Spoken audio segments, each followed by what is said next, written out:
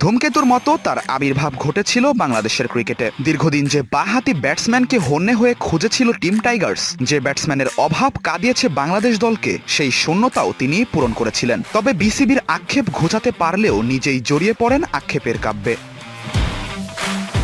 শাহরিয়ার নাফিস, যিনি ছিলেন বাংলাদেশের ক্রিকেটের আকাশে উজ্জ্বল এক তারা, দুর্দান্ত প্রতিভার অধিকারী। 2005 সালে ইংল্যান্ডের নটিংহ্যামে তার স্টাইলিশ অভিষেকের পর থেকেই যেন বাংলাদেশের ক্রিকেটের সব আক্ষেপ ঘুচিয়ে দিয়েছিলেন।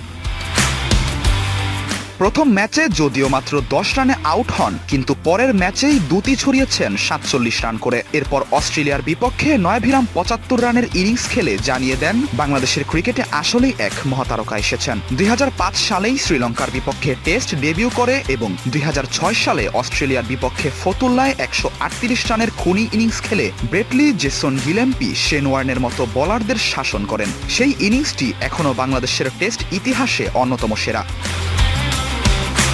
2006 সালে ওয়ানডেতে সবচেয়ে বেশি রান সংগ্রহকারীর তালিকায় 6 নম্বরে ছিলেন শাহরিয়ার নাফিস। 28 ইনিংসে 3টি সেঞ্চুরির সাহায্যে করেন 1033 রান, গড় 41.32। এক পঞ্জিকা বর্ষে 1000 রান করা প্রথম বাংলাদেশি। 2006 সালে বাংলাদেশের সেরা ক্রীড়াবিদ নির্বাচিত হন এবং আইসিসির বর্ষসেরা উদীয়মান খেলোয়াড়ের মনোনয়ন পান।